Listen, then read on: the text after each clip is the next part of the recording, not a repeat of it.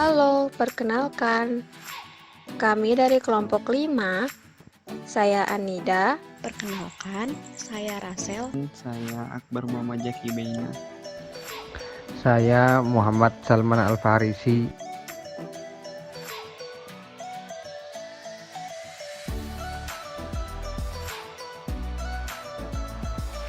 Kali ini kita akan membahas mengenai teori humanistic approach yang dicetuskan oleh Carl Rogers. Yuk kita sama-sama simak penjelasannya di dalam video ini. Carl Rogers lahir pada 8 Januari 1902 di Oak Park, Illinois, Chicago. Meninggal pada 4 Februari 1987. Pada tahun 1928, ia mendapat gelar magister pada psikologi klinis di Columbia University. 1981, ia termasuk tokoh psikologi humanistik. Carl Rogers dikenal dengan teorinya, yaitu pendekatan terapi klinis yang berpusat pada klien. Manusia yang sehat ialah yang mampu mengaktualisasikan dirinya. Ada 19 rumusan mengenai hakikat pribadi, yaitu sebagai yang pertama, setiap organisme berada dalam dunia pengalaman yang terus-menerus berubah karena mengikuti dari bentuk karakteris dari pengalaman itu sendiri. Yang kedua, organisme menanggapi dunia sesuai dengan persepsinya. Yang ketiga, organisme mempunyai kecenderungan pokok untuk mengaktualisasikan diri. Emosi akan menyertai tingkah laku. Selanjutnya, setiap pengalaman yang tidak sesuai dengan sel struktur akan diamati dengan ancaman. Oh iya, dari awal Rogers lebih memfokuskan diri pada cara bagaimana kepribadian dapat berubah dan berkembang. Beliau tidak menekankan pada aspek struktur kepribadian. Namun ada beberapa aspek yang sangat penting dalam teorinya berikut ini. Dalam buku Al-Wisol, ketiga konstruk yang penting itu sama-sama membangun struktur kepribadian.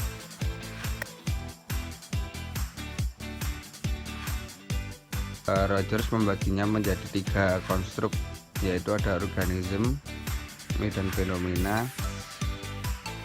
sama self. Yang pertama yaitu organisme. Organisme sendiri pengertiannya mencakup 3 hal, yaitu ada makhluk hidup, realitas subjek, sama holisme. Pengertian yang berdasarkan makhluk hidup yaitu organisme adalah makhluk yang lengkap dengan fungsi fisik serta psikologiknya dan menjadi tempat segala pengalaman. Berdasarkan realitas subjek, organisme yang menanggapi dunia yang diamati atau dialaminya. Terus yang holisme sendiri, organisme adalah suatu kesatuan sistem yang memengaruhi semua bagiannya. Tujuannya mengaktualisasi, mempertahankan, dan mengembangkan diri. Kemudian yang kedua ada medan fenomenal, yaitu seluruh pengalaman dan mempunyai sifat disadari atau tidak disadari, tergantung apakah pengalaman yang mendasari medan fenomenal itu dilambangkan atau tidak. Maksudnya medan fenomenal itu semua yang kita alami maupun internal pada diri kita sendiri ataupun eksternal mengenai dunia luar. Yang dimaksud dengan disimbolkan itu disusun kaitannya dengan sendiri. Jadi itu apa yang cocok yang ada di luar kita dan itu cocok untuk kita, itu bisa membuat kepribadian kita sendiri kayak gitu. Yang ketiga ada self. Self sendiri adalah konsep pokok pada teori Rogers, disebut dengan istilah self concept. Nah, konsep self ini merupakan gambaran mental tentang diri seseorang. Jadi seseorang mengenai dirinya sendiri. Misal Contohnya kayak saya adalah seorang pelajar. Nah, self ini meliputi dua hal, yaitu ada real self dan ideal self. Real self sendiri merupakan gambaran yang sebenarnya tentang dirinya yang nyata. Ya misal pada keseharian itu aku rajin, makanya aku bilang aku itu rajin dan tepat waktu misal. Kemudian yang kedua itu ada ideal self, yang merupakan apa yang menjadi kesuksesan, harapan, atau yang idealisasi tentang diri. Selanjutnya ada dinamika kepribadian. Dalam dinamika kepribadian dibagi menjadi 3 hal. Yang pertama, penerimaan positif, yaitu kebutuhan dasar manusia akan kehangatan, penerimaan, penghargaan, simpati, dan lain-lain. Dalam penerimaan positif itu terbagi menjadi 2, yaitu conditional positive regard, yaitu kondisi bersyarat. Contohnya, siswa yang meraih peringkat 1 lebih dibanggakan dan diperhatikan oleh gurunya. Dan unconditional positive regard, yaitu kondisi tidak bersyarat. Contohnya, ibu yang tanpa pamrih menyayangi anaknya tanpa peduli seberapa nakalnya anak itu.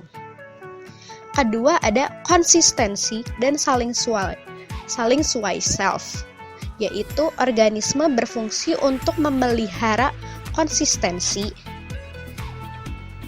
keajekan, yaitu keadaan tanpa konflik, dari persepsi diri, dan kongruen, saling suai antara persepsi self dengan pengalaman. Ketiga, ada aktualisasi diri. Rogers memandang organisme terus-menerus bergerak maju. Tujuan tingkah laku mencapai aktualisasi diri, yaitu kebutuhan pemeliharaan dan peningkatan diri.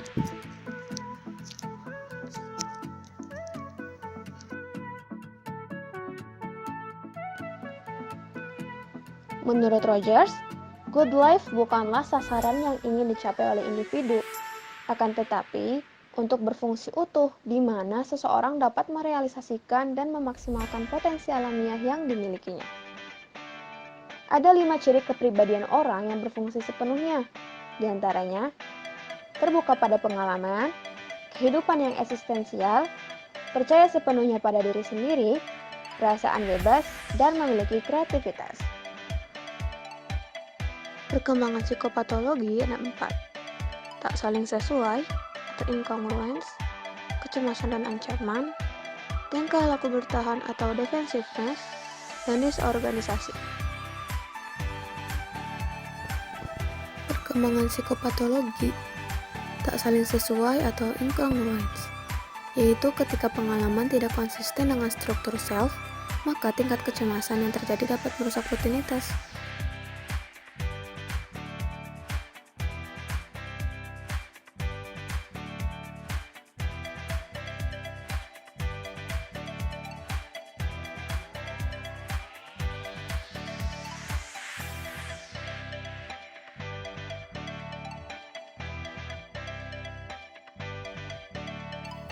Kemudian ada kecemasan dan ancaman. Ketika terjadi ketidaksamaan antara pengalaman dengan persepsi diri pada individu, maka kecemasan berubah menjadi ancaman terhadap konsep diri, kongruen, dan berubah menjadi sikap diri yang tak kongruen. Tingkah laku bertahan atau defensiveness. Ada 2, yaitu distorsi dan denial. Distorsi gagal menangkap makna pengalaman yang sebenarnya karena menyesuaikan dengan aspek yang ada pada konsep self. Denial menolak menyadari suatu pengalaman inkongruen yang tidak sesuai dengan konsep diri. Kemudian ada disorganisasi, yaitu kepribadian yang muncul akibat ketidakkongruenan antara self dan pengalaman.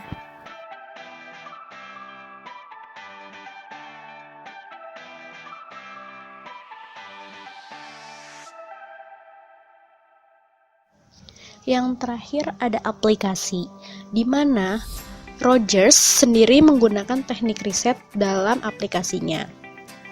Rogers sendiri adalah pelopor dari riset ilmiah dalam konseling dan psikoterapi, di mana pendekatan yang dipakainya adalah satu, konten analisis, yaitu prosedur menganalisis verbalisasi pasien yang bertujuan untuk menguji berbagai hipotesis atau proposisi mengenai hakikat kepribadian, atau untuk meneliti perubahan konsep diri yang terjadi dalam terapi. Kedua, ada rating scale, yaitu skala rating yang digunakan sebagai meneliti kualitas hubungan terapi. Dan yang ketiga, ada key technique atau key short, yaitu model assessment untuk meneliti pandangan seseorang terhadap dirinya. Key technique atau key short sendiri merupakan self-rating sehingga akan memungkinkan timbulnya defensiveness atau usaha menampilkan yang dapat diterima dengan baik di mata dirinya ataupun orang lain. Dalam hal psikoterapi, Rogers menggunakan teknik terapi berpusat pada pasien. Secara singkat, terapi ini merupakan pendekatan yang berpusat pada pendapat para pasien, di mana bertujuan agar orang yang rentan dan cemas dapat mengembangkan jiwanya dengan mereka mengadakan kontak dengan terapis secara kongruen dan dapat menciptakan suasana penerimaan tanpa syarat dan empati yang akurat. Namun, hal inilah yang terbilang sulit, di mana konselor harus dapat kongruen, menerima tanpa syarat, dan memahami empatik yang tidak mudah didapatkan. Konseling berpusat pada pasien sendiri dapat dideskripsikan dalam bentuk jika maka, yaitu jika kondisi terapis kongruen, menerima tanpa syarat, dan empatik diciptakan, maka proses terapi akan berjalan lancar. Jika proses terapi berjalan lancar, maka hasilnya dapat mengembangkan pasien pada arah yang dikehendaki. Nah, teman-teman, sekian pembahasan mengenai teori humanistikal Rogers.